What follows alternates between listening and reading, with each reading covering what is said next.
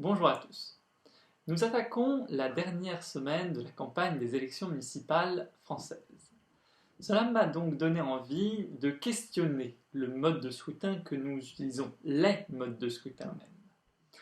Donc je vais, dans 5 petites vidéos, parler des 5 éléments qui me semblent questionnants. Voilà, 5 éléments qui m'interpellent un peu sur la logique démocratique de notre système. Donc, je vais commencer par le système PLM. Alors, de quoi s'agit-il? Mais en fait, il faut savoir qu'en France, nous n'avons pas un système pour élire nos maires, nous en avons 3. Je parlerai du 3e système pour les petites communes de moins de 1000 habitants dans une autre vidéo. Là, je vais me concentrer sur donc, les 3 grosses villes, les 3 plus grosses villes de France, Paris, Lyon, Marseille.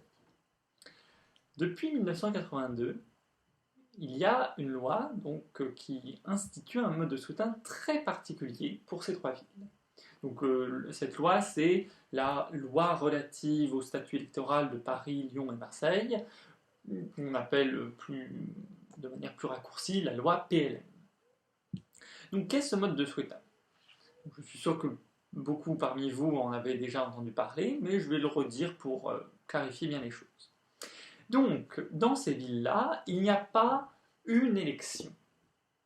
On ne va pas voter pour une liste au niveau communal qui permettrait d'élire le maire de Paris ou de Lyon ou de Marseille.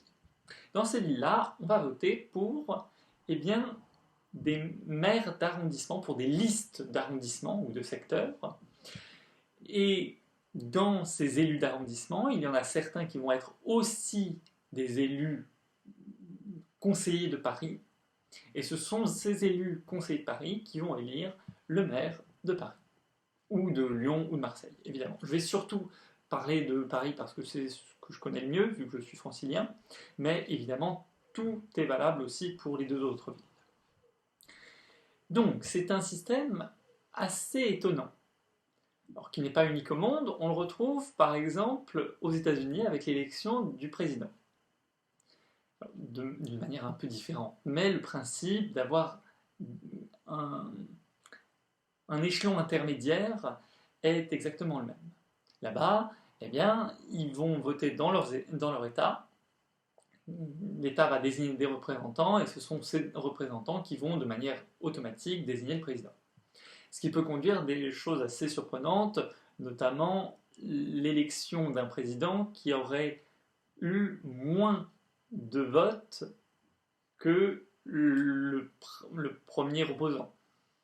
Ça s'est produit à 5 reprises dans l'histoire. Alors, les 3 premières fois, c'était au XIXe siècle, donc ça ne va pas trop nous intéresser. En revanche, il y a eu le cas en 2000, Bush contre Al Gore, et surtout en 2016, avec Hillary Clinton, qui a eu plus de 2 millions de voix face à Trump.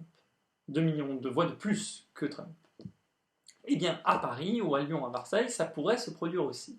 Il pourrait y avoir une distorsion à ce niveau-là dans le résultat. Et c'est quand même très gênant. Que d'emblée, on ait un système qui permette ceci.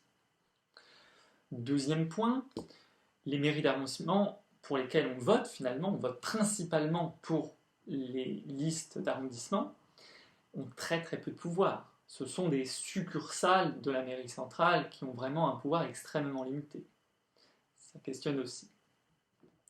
Et aussi, on peut s'interroger sur le fait qu'il n'est peut-être pas nécessaire d'avoir autant d'élus.